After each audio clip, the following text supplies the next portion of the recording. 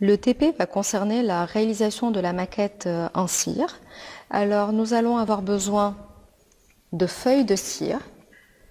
Alors voilà, vous avez ici une feuille de cire que nous allons découper en deux et ça va nous donner donc des moitiés de feuilles de cire avec lesquelles nous allons travailler. Alors tout d'abord, ce modèle-là doit être isolé pour que la cire ne colle pas au modèle. On mettra soit le modèle dans un bol rempli d'eau pendant 5 à 10 minutes, ou bien nous allons placer le modèle et le vaseliner. Donc vous allez prendre de la vaseline et nous allons badigeonner tout le modèle de vaseline.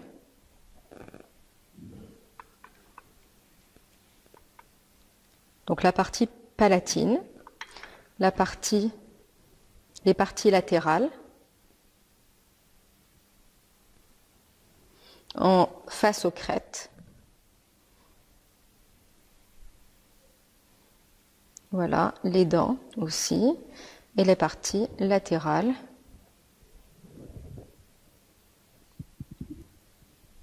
Face aux crêtes. Alors, il faudra éliminer les résidus. Si vous avez un résidu de vaseline, il faudra l'enlever. Sinon, la cire ne pourra pas être appliquée à ce niveau-là.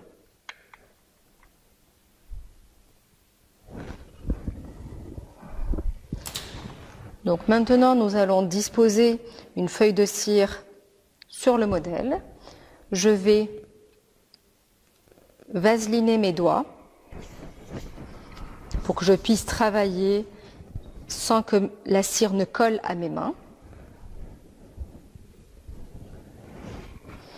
Et maintenant, nous allons chauffer la cire. Alors, nous allons passer sur l'ensemble de la cire sans rester au même endroit. Regardez, quand on reste au même endroit, ça va fondre. Donc, je vais passer sur l'ensemble de la feuille de cire jusqu'à ce qu'elle se ramollisse. C'est ce qu'on appelle lécher la cire. Donc, la flamme va lécher la cire.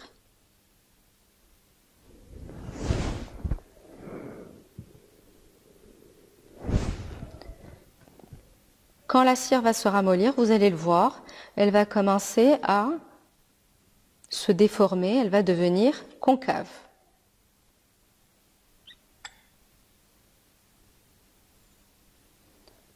Voilà, mais ne jamais, alors la flamme doit être bleue, elle ne doit pas brûler ou faire fondre la cire.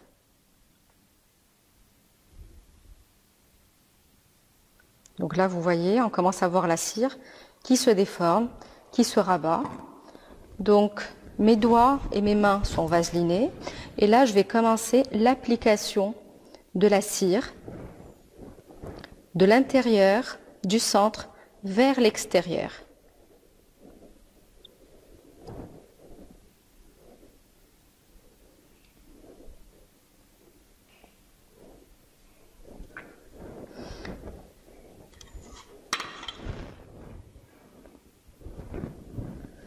Alors, quand je vois que j'ai une résistance, que je n'arrive pas à travailler la cire, je vais la réchauffer.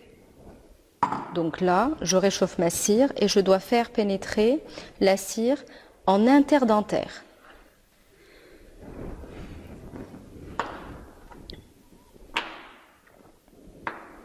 Là, il faudrait qu'elle aille au contact de la face distale de la dent et ici de la face mésiale.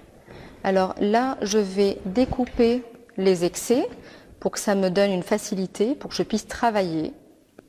Alors voilà, donc là déjà, je vais découper les grands excès.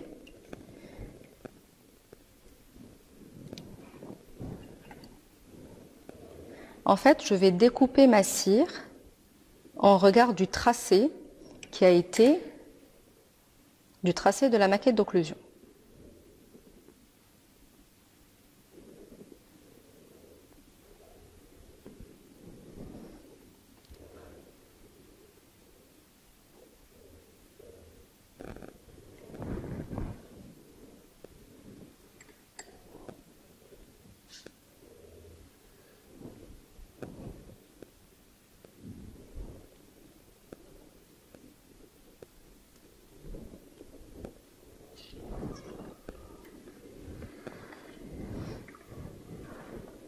Alors là, ça a été découpé.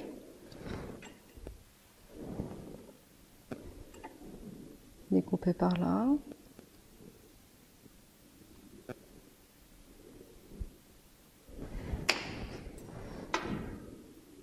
Là, je prends la petite spatule de zèle.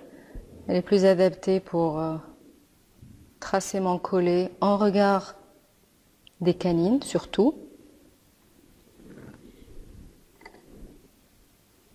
Et prémolaire.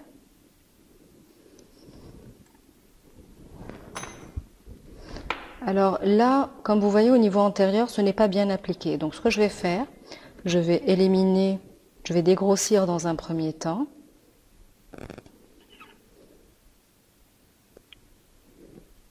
Et ensuite, je vais réchauffer ma cire et l'appliquer, et mieux l'appliquer. Donc voilà, au niveau antérieur, je réchauffe ma cire et pareil, j'applique de l'intérieur vers l'extérieur.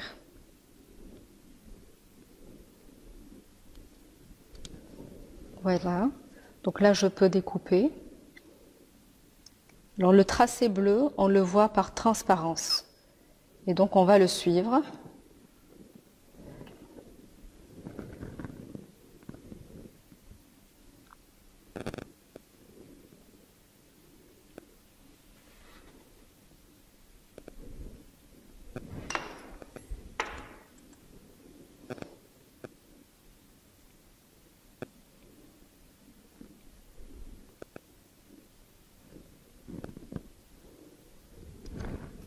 Et voilà ce qu'on obtient au niveau antérieur.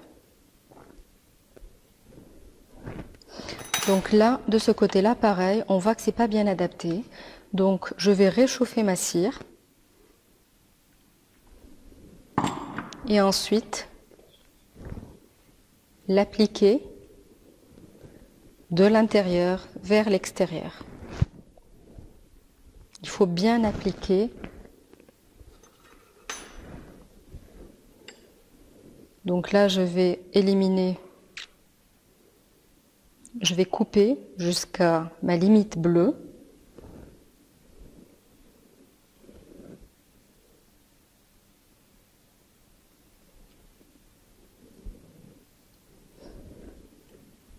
Là, pareil, au niveau de la molaire, donc je vais découper jusqu'à suivant mon tracé bleu.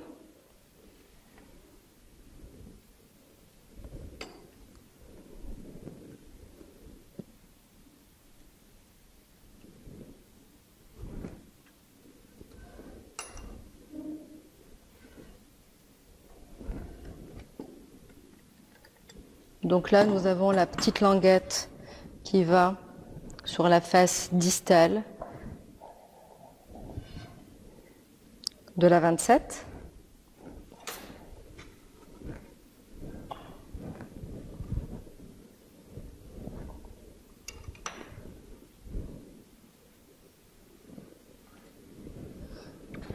Alors ça, c'est le dégrossissage que nous avons obtenu.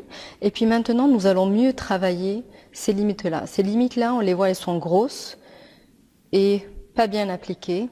Donc on va y aller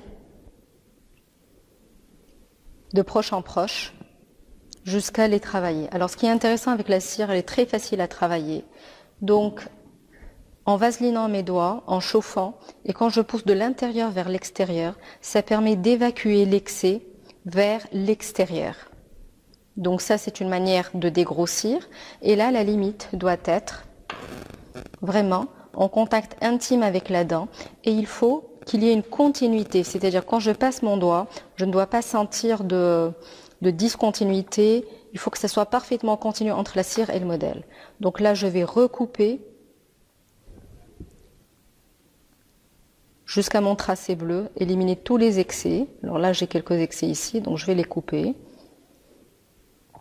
Et ma maquette doit s'arrêter au niveau du tracé bleu, ni avant, ni après. Donc là, je vais travailler mes limites par là aussi. Donc vous voyez, quand je chauffe, j'applique sur le modèle et en périphérie. Si je vois une zone qui est épaisse, pareil, je chauffe et puis j'applique une pression pour que ça soit dégrossi. Je devrais faire, alors je fais le même travail au niveau de toutes les limites. Donc voilà, maintenant je passe à la limite postérieure. Donc c'est une préfinition qui va me permettre d'avoir moins de travail à la fin. Sachant que je dois rajouter une deuxième épaisseur de cire. Alors là, latéralement, pareil, donc là, je vais bien appliquer la cire contre les dents. Pareil. Contre la 23 et la 24. En interdentaire, il faut que ça pénètre bien au niveau interdentaire. Et là, je vais découper à la limite du tracé bleu, du tracé de la limite, de la maquette d'occlusion plutôt. Donc là, la limite latérale, maintenant, je dois la fignoler.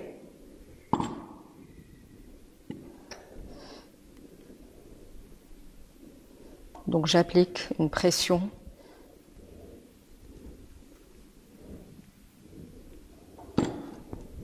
sur mes versants vestibulaires. Alors là, j'ai une petite saleté ici, noire, qui s'est incrustée. Donc je l'enlève et je refais ma finition pour que ça soit meilleur.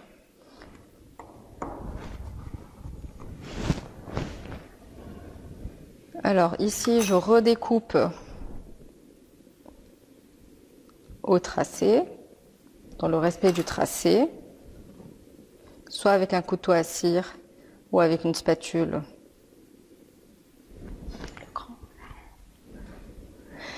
Une petite spatule.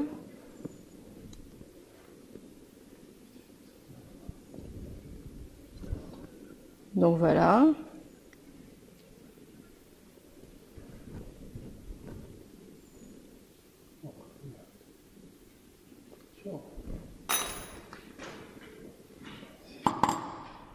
Donc voilà, là c'est parfaitement fini.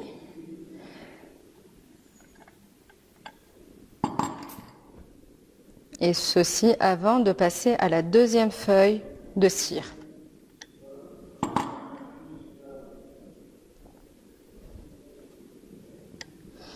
En même temps, en chauffant, ça me permet d'adapter, de régulariser mon état de surface en cas d'irrégularité.